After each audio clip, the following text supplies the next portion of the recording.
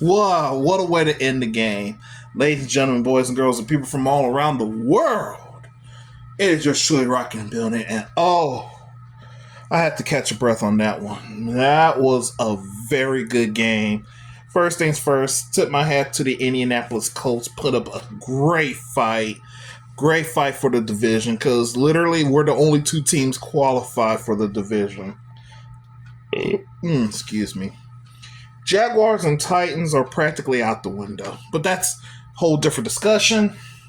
Now, I know a lot of folks might be wondering what happened to the Packers game review.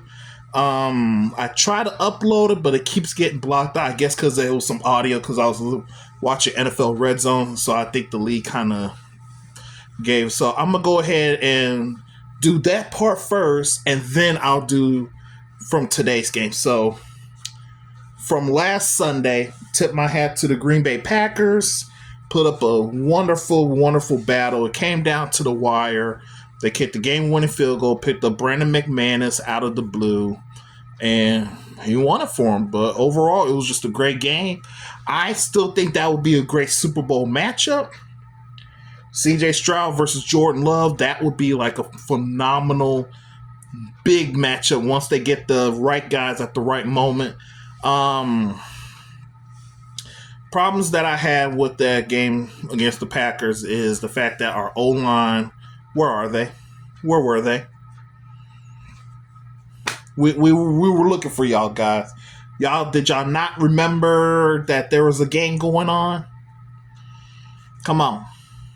Work with us, team. Work with us. Like, CJ had the lowest passing yards he ever threw in his whole career. Less than 100, 87 total yards? That's pathetic. We can't let that happen. And then before the game, old Stephon Diggs was out there nagging and yelling at Jair Alexander, trying to get under him. And look what happened. Didn't get that many yards, did you?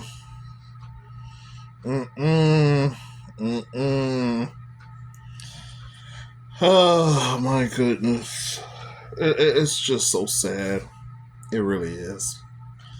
As for defense did what they had to do. Defense did their thing. Special teams did their thing. The offense was just atrocious. Even though we had the lead, they should have scored more points. They should have won that game. But that's in the past. Focus on the Colts. And now we go to the this game here against the Colts. I already took my hat. Let's break today's games down. Wow. A lot of things to uncover. Another thing. Tip my biggest hat to our first ever Hall of Fame player, Andre Johnson, AJ-80, Optimus Prime himself. Truly earned that Hall of Fame gold jacket. He should have had it on the first year's eligibility. Should have had it then.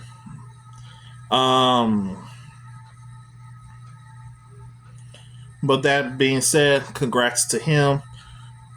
Breaking it down, offense did much better today than last week. CJ threw for almost 300 yards and a TD to Tank Dell, who finally got a touchdown again, his second of the year. You know, I start seeing the function. Stephon got some yards. Joe Mixon was out here running like he normally would run. So I can see the team really trying to mesh once again. Big almost everybody having a heart attack vibe is when they had the pitch out in the fourth quarter. Joe Mixon went right past them and the Colts recovered. They thought it was going to be a scoop and score, but Joe just kind of grazed the defender while he was down, so they say it was down by contact, and the defense took care of it from there. Will Anderson did a phenomenal job on defense. Danielle Hunter did pretty decent. Now I need to talk about our offensive line. Kenyon Green, you gotta go, brother. I'm sorry, you gotta go. It's once again you're showing mass inconsistency. It's not gonna fly. Tunsil, why, man? You sir have the most penalties this season so far, and you're supposed to be one of the best offensive linemen in the game. Who said that lie? Because last time I checked, best players in their position do not commit that many penalties.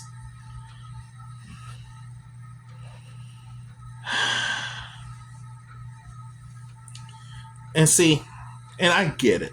When you're in the moment, it's much different than when you're not there. Like when you're in practice, you're calm, cool, collected, and then once it's game time, the nerves change, the mindset changes. Understandable, but you got to learn how to make that. You got to make it work. You got to make it work. So, overall, pretty decent game today. Like I said, it came down to the wire. Gotta find ways for CJ. I think what will help CJ out is moving him out of the pocket more. Once he moves out the pocket more, he'll be able to see the field, see who's open, who's ready to catch, and he'll target right to him as every trip of the train. Texans have a very good squad. We're now 6-2, guys. That's awesome. 8 weeks in, we won 6 games. That's awesome. Let's keep that momentum going. We got a chance to shock the world. Okay? The next couple of games ain't going to be easy. Like I said, we're now in the meat of the real meat of the season. But we take it one at a time. So, my takeaway from this game today, definitely got to continue beefing that offensive line. Prayers to all the players who got injured. Get well. Hopefully, nothing's too serious. Let CJ be open more on the offense, and defense cause more pressure in the blitz. Because once you get under that quarterback skin, it's over. Looking at the schedule, our next game is on Halloween night against the Jets